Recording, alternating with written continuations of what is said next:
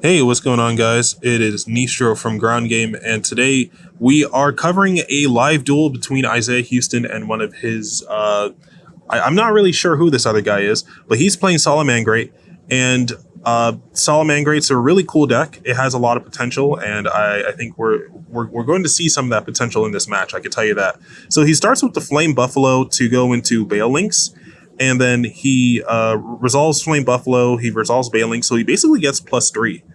Now, my question is why he discarded the Parallel Exceed instead of another Cyberse monster. Maybe he didn't have anything else at the time, but we just saw him resolve Circle. So maybe he was. I'm not sure if he drew that Circle or if that was already in his hand, but um, he's already gone significantly plus off this just summoning Flame Buffalo. Like, this is the power of Cyberse decks, and I'm a big fan of Cyberse. So now we're going to go into Mirage Stalio. Mirage Stalio gets him another fire from his deck. He's going to get Eagle, but he's locked into fire for the rest of the turn. And he's going to link off into Sunlight Wolf. Sunlight Wolf, I don't believe he'll get Sunlight Wolf's effect unless he summons out Jaguar. Okay, now he gets to add one back, right?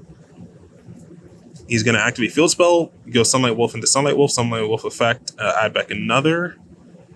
And he's going to turn these two into a Baguska. I'm not sure if he can do that because he resolved Mirage Stalio. But yeah, set 2 pass. And now Isaiah is on Rikka. That's why you see him activating the unexpected die here. Die, bring out the Genius Loki. Loki link 1 into Dryas. Dryas effect. I'm pretty sure it's called Dryas. I know, like, all the Sunvine Link monsters, like, half of them look the same and they have different names, but I'm pretty sure that one's called Dryas. He gets to add the Sowing from his deck to hand, and Sowing is just like a E-Telly for Sunvine. Now he summons out the Lilyboria, but because of Baguska, it's going to be forced into defense mode. And he won't be able to activate its effect to search. So let's see what else he got here. It's a little unfortunate that he couldn't get the search, but, like, Sunvine is a link deck, so I'm pretty sure it won't have much of a problem getting rid of, or playing around the Baguska. So no response on the Sowing. He's going to summon another Loki. And I think does Dryas get its effect here? I'm not sure. He keeps pointing to it. I have no idea what some of these Sunvine cards, like, I don't know the full effect. Like, I have an idea of what they do, but I don't know the full effect. So now he goes for Healer, I believe its name is, because on Summon it could give you more life points based on either the one it points to or based on how many you control, something of that nature. Yeah, I know using that to win in time is a pretty big strategy for Rikka players.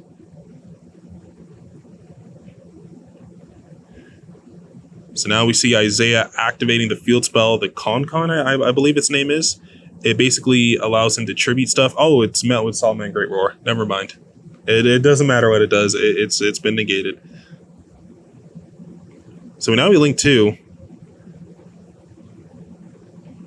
What do you go for here?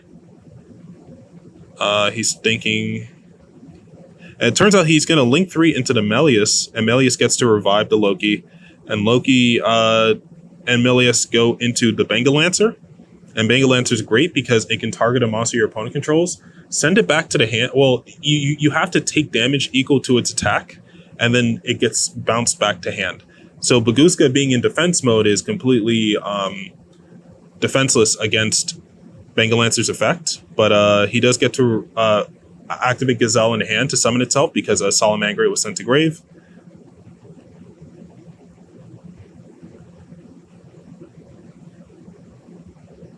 And now he's going to normal summon out Lone Fire. I forgot he didn't even use his normal summon. Look at how far he got just off of one unexpected die and a Sowing.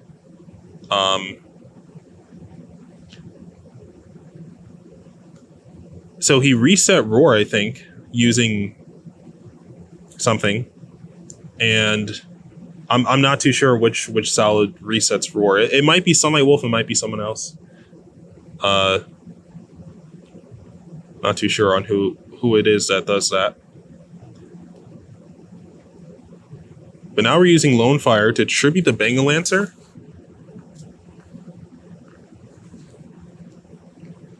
To summon out a plant from deck. Let's see who he goes for.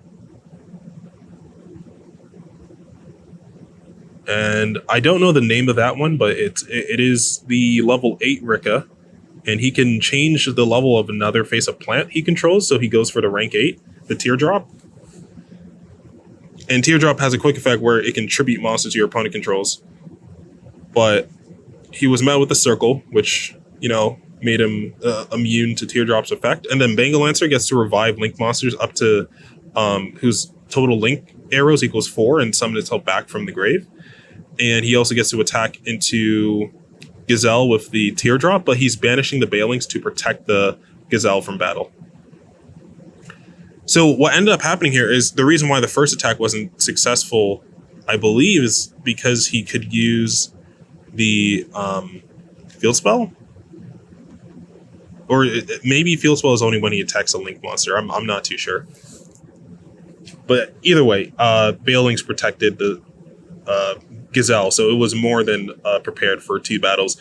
I'm a little surprised that we didn't see Isaiah resolve Lilyboria unless he already had the Regulus or the Field Spell in hand. I guess maybe he was summoning Lilyboria to bait out a negate or something, but it was immediately met with Baguska. Not too sure. So our Salamangreat player here, he tried to summon out Duel, and what ends up happening is that there actually ends up being a ruling here that you actually have to take the damage from Bengal Lancer's effect to bounce the card, and because Duel has 0 attack, Isaiah could not take any damage from resolving the Bengal Lancer, meaning the effect kind of just whiffs. I don't even know if it's a legal activation if you know you can't take the damage, you know. But he gets to turn his Duel into a Salamangreat Almirage. And he's bringing back his Jack Jaguar. I believe that's his name. Again. Special summon out Spinny.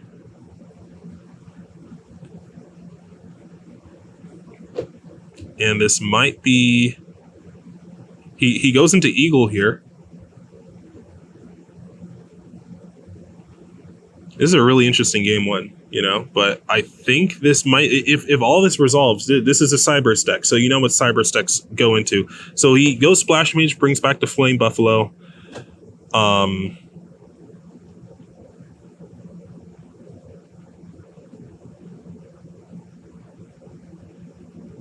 And at this point, Transcode, Flame Buffalo will get its effect here to drop on draw 2 if he wants. Yep. You just go +1 off of Splash Mage. That's fucking insane. On top of the Transcode being able to revive Sunlight Wolf and go... Will he go straight into Access Code, or... Maybe he has another monster in hand he could summon?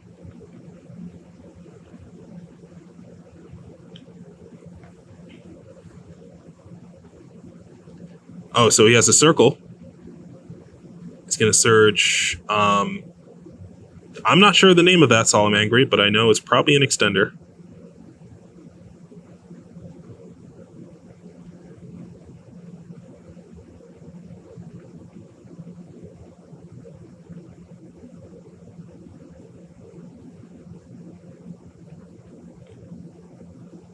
Or it's not.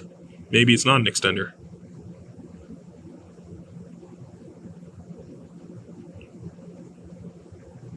Society players really thinking here, and this is in 2x speed, so he's probably been thinking for like a good minute now as to what the next play is. All right, so he makes Heat Leo. Heat Leo gets to bring out, Heat Leo gets to bounce spell on summon, and I'm sure that solid monster gets to be special summoned when you go into Link or something of that nature. And then he goes Access Code. Access Code is going to clear the board. And he kind of put Isaiah into a corner here because Isaiah was forced to use Bengal Lancer on resolution of Axis Code Summon, but because he already had the Roar with the Heat Leo, I guess that was what was taking him so long to figure out. It's like he knew he had Roar, and he also knew he had to go into Axis Code, but he also wanted to push for game. So he had to figure out a way to push for game while keeping a Salamangreat Link on the field. It turns out he was able to do that. So really good game one. I'm not sure about that first turn. Maybe someone in the comments could tell me if that was a legal play with Baguska. And yeah, definitely if you're playing against Code Talker and transcode is not co-linked, you should just get rid of transcode before it gets a chance to resolve its effect, because that is the most significant thing that you could do. I mean, even Splash Mage, if he would have used Bengal Lancer on Splash Mage, he wouldn't have taken that much damage. And I guess maybe if he could have gotten Splash Mage out again, it could have been significant. But yeah, I guess like if you have to wait for the effect to resolve, then I guess it doesn't do enough. Because he had Splash Mage plus the Buffalo plus the Amarage, right? So he could have just made Splash Mage again and then linked up into Transcode, linked up into Access Code, but he wouldn't have had game. So that's cool. Maybe it's because he had the Amarage on board as well. He could have activated Roar at any point during the turn. So Bengal Lancer was just never live to begin with, and that's why he tributed it with the Teardrop during draw phase. Anyway, game two. Isaiah's going first, and we already got the Unexpected Die, we already got the Sowing, we got the Dryas, we got the Sunseed monster on field. I forgot the name of that other one. But we're going to go into Healer, gain some life, Link 2. Rikka's really good at going first. Like, I don't think...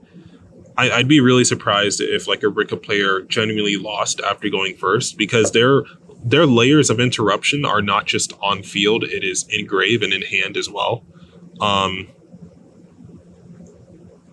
With like that level 4 Rikka monster that can banish itself to negate something from grave. All right, so he got Jasmine Tribute, summon out the Lone Fire. He got the Lily Borea, send itself. Oh no, he's tributing with Lone Fire to get the Rikka. And then he probably already had Field Spell, so he goes Regulus, summon out, and equip Borea to it.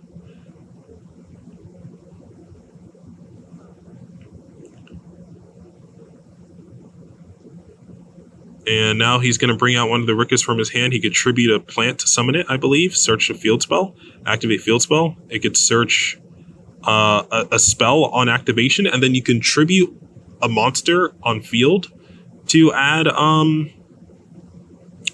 plant monsters from your deck to your hand. But and if you tribute a plant monster, you get to add 2 of them. Or I think it's to add a Rikka. You tribute a monster to add a Rikka, but you can also tribute your opponent's monsters. Something of that nature. So now he gets to revive the Lone Fire, thanks to Rikka Queen Strenna, and he's going to go for, I believe that's the level 8 one. And it turns Lone Fire into a level 8 as well. He goes into Teardrop, set 1, and turn those 2 into Melius. Melius bring back Loki. Loki and Melius go into Bengal Lancer, and he is looking at 3 interruptions, a back row, and 2 cards in hand. On top of the field spell being able to tribute his monsters when he activates any sort of effect. Let's see how he plays through this. Does he even attempt to play through this? Let's see. He starts with it evenly. He gets negated with the Regulus. That much was expected. Normal Foxy. Look at top 3. Gets to add field spell. Kind of a miss to add field spell because you have Bale Links anyway. And I'm sure you only play 1 field spell because Bale Links, adds it from deck to hand.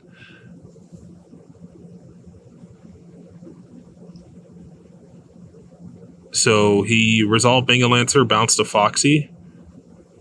And not much more the Salamangreat player could do. He was Like, there's just too much on field for him to make a play. So now we're going into game 3. Normal Foxy going to Balinks. Balinks effect. Now he gets to add field spell. Did Foxy not resolve, or did I just not see him look at the top 3 cards of his deck? Maybe I didn't see him look at the top 3. He goes Foxy, discard Jaguar, summon out. Summon himself back, go into Sunlight Wolf, add back the Balinks, summon back Jack Jaguar by shuffling back the Balinks, link Jack Jaguar into another Sunlight Wolf. Whoa, he already had field spell, didn't he? He didn't have to give up his Balinks, but maybe he just wanted to so that he could have the protection. After the Rikka card, he gets hit with Droll, the Rikka Searcher, so can he play through Droll? I don't think Rikka can play through Droll. Unless you opened like Sowing, then yeah, but otherwise I don't think you can play through Droll. So link 1.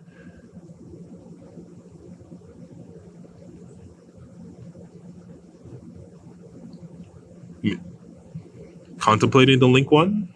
No link 1. Okay, link 1 does happen. Isaiah put into a pretty tough corner here because for a board going second, this looks like really easy pickings. Then you put the Droll in there and it's like, okay, well, I actually can't play the game, so I'm just going to have to pass turn.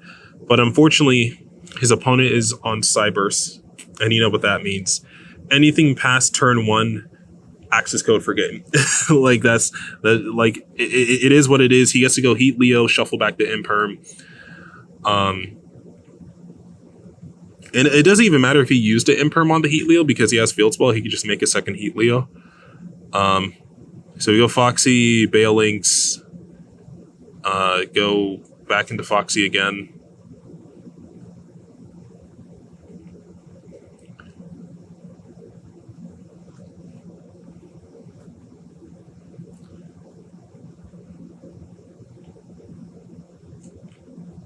I mean, this isn't exactly rocket science. It's a cyber stack. You just make Splash Mage and you go for game. All right, link those two. And I don't think Isaiah has anything in his hand because he definitely would have used it by now. And he set his Imperm, sadly. So I think it's kind of just tough. And you would think, okay, well, 23 plus 53, that's not game, but because transcode is co-linked, him and access code both gain 500, so that is 8,600 damage on board, and that is the game. So let me know what you guys think about this duel, Rikka versus Salamangreat. Let us know in the comment section if you would like more duels like this. Isaiah is more than willing to go out and record more live duels of himself playing decks that he enjoys. And we will see you all in the next one. Peace.